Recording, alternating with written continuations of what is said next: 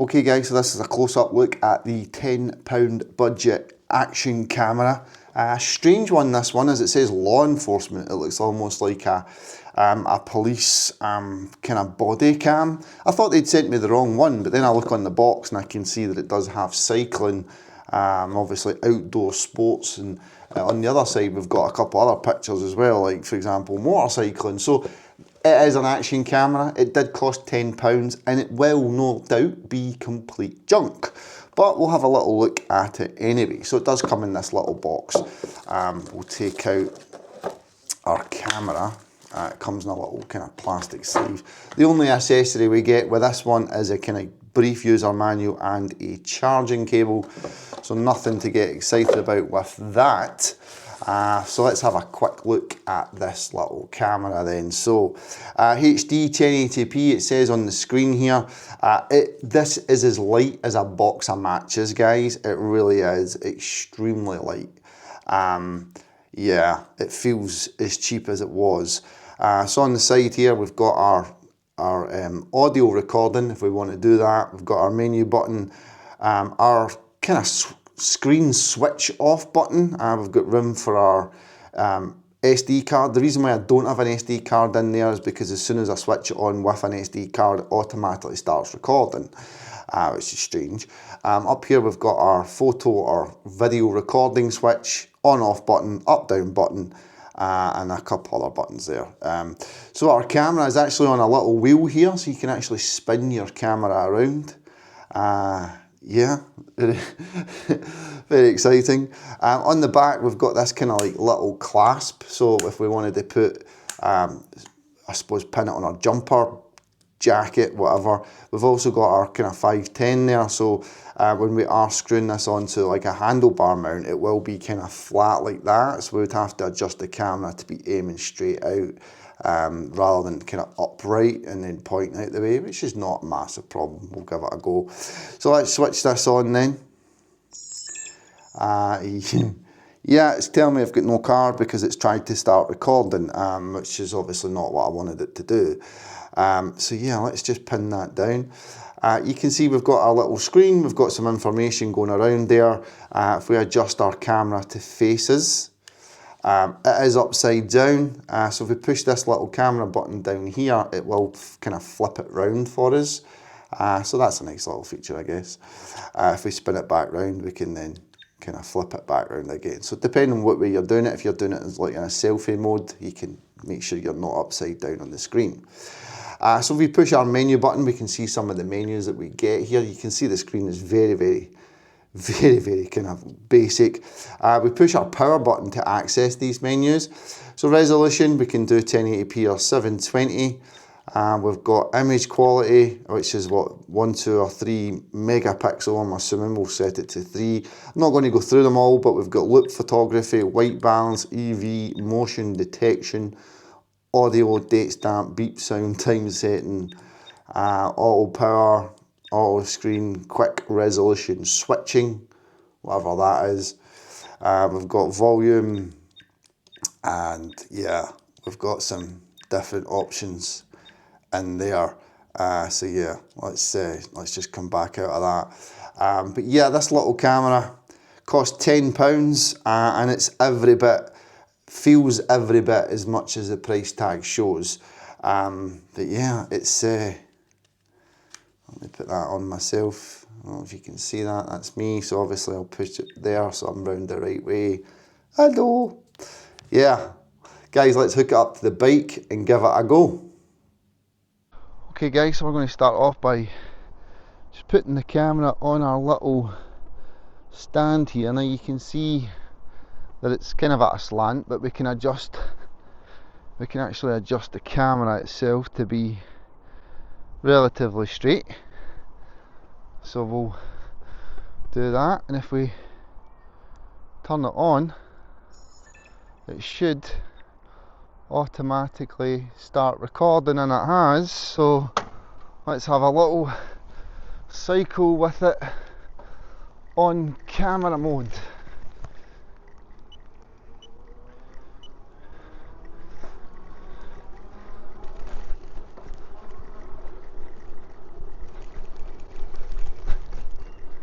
So I can actually see the screen, which is actually quite handy. So I can actually see what it's supposedly recording, which is quite interesting, but obviously it really all depends on the quality of the recording, and I'm not overly confident, but let's take a little cycle just round a little bit, and we'll switch to the recorded footage. Oh, okay, don't worry about me. We will switch to the recorded footage right now.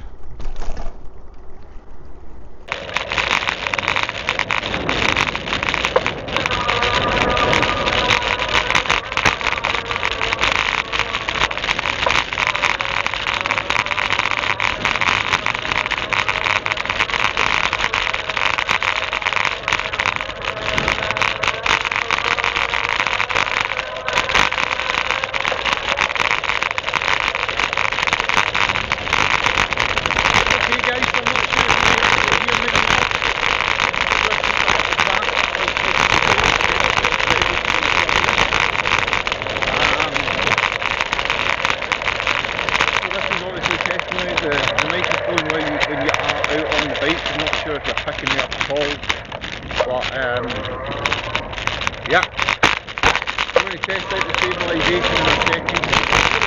Roll it up here.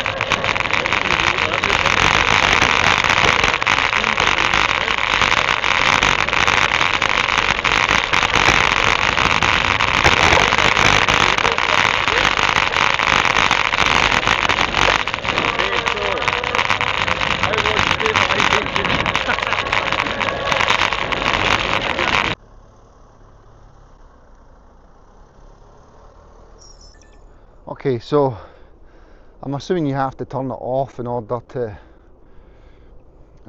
get it to stop recording.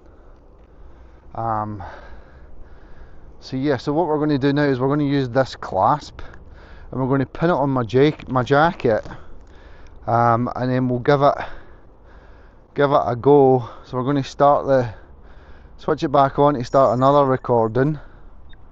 There we go, you can see it's recording. We'll spin the camera around, and then I think I've got that right.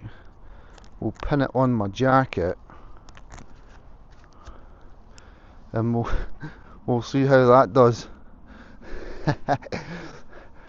Yeah, it's not working.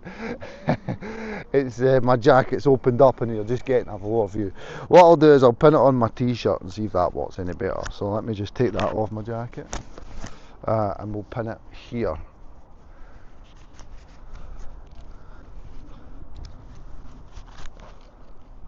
There we go. Hopefully that's a little bit better. Let's go to that footage now.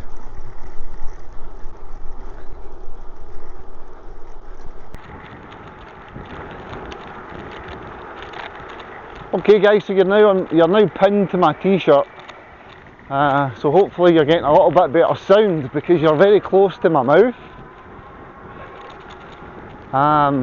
The wind's blowing right at us, so you'll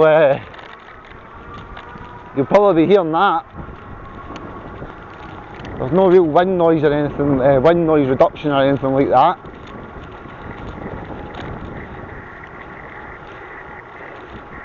I forgot to unlock the bike before I came out, so I'm stuck to the usual UK rubbish where you're hitting 15.5 and then the motor cuts off, which isn't really ideal because I just had a small operation on my back, and this cycle may just be me pushing myself a little bit too far too quick. I'll drop down a gear, give myself a chance.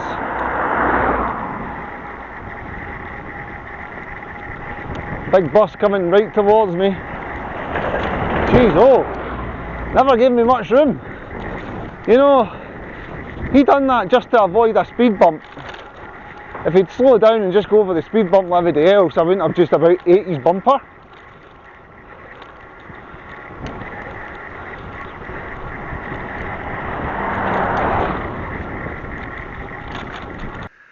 Okay guys, so we are now testing it in kind of selfie mode with the volume and sound and everything else, just to see if it's a little bit better quality when you're not moving. So yeah, this is me doing a sound check. 1, 2, 3, 4, 5. 1, 2, 3, 4, 5. So if I switch the camera around now, you can see the bike is upside down. So if I switch that, then we can see this is just the bike that I've got in the house. So we'll do some close-ups of the bike. A little bit of close-ups there. There's little Donald. There's my belt. And there is the close-up of the bike. Switching back to myself, I'm upside down. I wonder if it will record like this unless I push this button. And then we're back round the other way.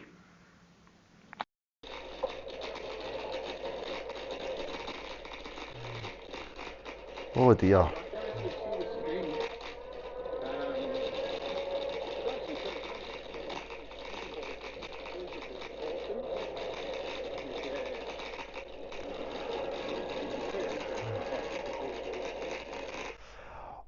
Okay, so guys, I'm just sitting here doing a little bit of video editing. This is me seeing the footage for the first time.